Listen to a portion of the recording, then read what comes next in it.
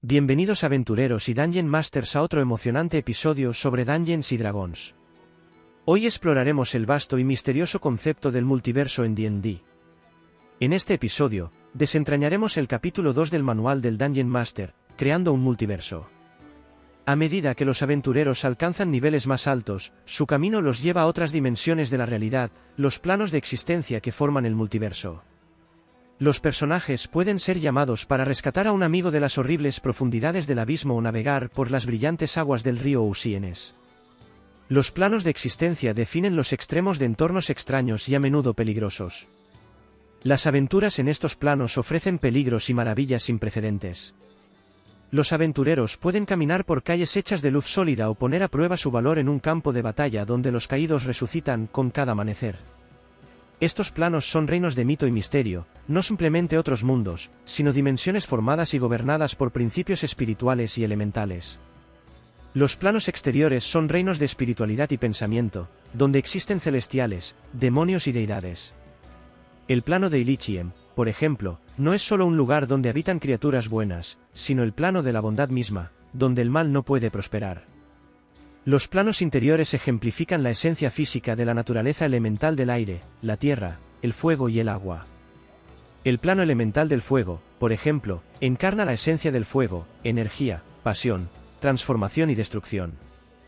En este contexto, el plano material es el nexo donde estas fuerzas filosóficas y elementales chocan en la existencia confusa de la vida y la materia mortal. El resto del multiverso se define en relación con el plano material. Los planos del cosmos predeterminado de D&D se agrupan en las siguientes categorías. El plano material y sus ecos, como el Feywild y el Shadowfell, reflejan el plano material. El Feywild es un reino de belleza encantadora, donde la magia es más potente y la naturaleza es vibrante y salvaje. El Shadowfell, por el contrario, es un lugar de desolación y melancolía, donde la energía negativa infunde el ambiente. Los planos transitivos, como el plano etéreo y el plano astral, sirven principalmente como vías para viajar de un plano a otro. El plano etéreo es un lugar nebuloso y misterioso, donde las cosas parecen borrosas y sin sustancia, mientras que el plano astral es una vasta extensión plateada donde los pensamientos y las intenciones tienen forma. Los planos interiores incluyen los 4 planos elementales, aire, tierra, fuego y agua, además del caos elemental que los rodea. Cada uno de estos planos representa los elementos puros y sin diluir que conforman la materia del multiverso. Los planos exteriores corresponden a los 8 alineamientos no neutrales y sus diferencias filosóficas. Estos planos son el hogar de poderosas entidades, como demonios en el abismo, diablos en los 9 infiernos, y ángeles en los cielos. Los planos positivo y negativo envuelven el resto de la cosmología, proporcionando las fuerzas brutas de la vida y la muerte que subyacen en toda la existencia en el multiverso. El plano positivo es una fuente de energía radiante y vida exuberante, mientras que el plano negativo es un vacío de destrucción y entropía. Juntar estos planos en una cosmología coherente es un paso opcional, ya que la forma principal de viajar de un plano a otro es a través de portales mágicos. Modelos teóricos como la Gran Rueda, el Árbol del Mundo y el Eje del Mundo ayudan a dar sentido a la disposición de los planos. La Gran Rueda, por ejemplo, visualiza los planos como un grupo de ruedas concéntricas, con el plano material y sus ecos en el centro, rodeados por los planos interiores y los planos exteriores.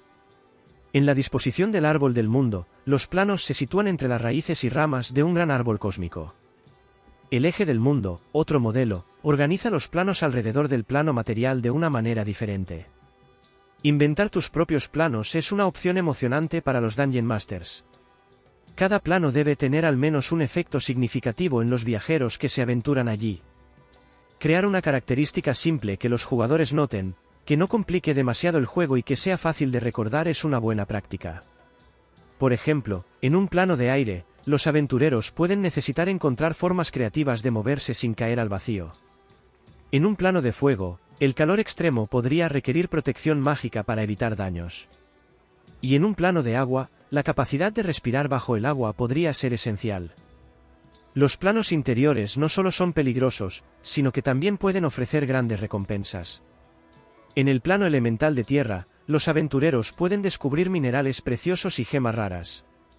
En el plano elemental de agua, pueden encontrar criaturas marinas exóticas y tesoros hundidos. Explorar estos planos puede proporcionar una variedad de desafíos y recompensas que enriquecen la experiencia de juego. Los planos exteriores, con su enfoque filosófico, ofrecen aventuras que exploran temas de moralidad y alineamiento. Un viaje al abismo podría enfrentar a los aventureros con horrores demoníacos y tentaciones de corrupción. Mientras tanto, una misión en los 9 infiernos podría involucrar tratos astutos y engaños infernales. Los planos celestiales, como Arcadia y Elysium, ofrecen desafíos basados en la pureza y la justicia, donde las decisiones morales son tan importantes como el combate. Las historias de estos planos permiten a los Dungeon Masters crear narrativas ricas y complejas que ponen a prueba no solo las habilidades de los personajes, sino también sus principios y valores. Y eso es todo por hoy en nuestra exploración del multiverso en Dungeons & Dragons.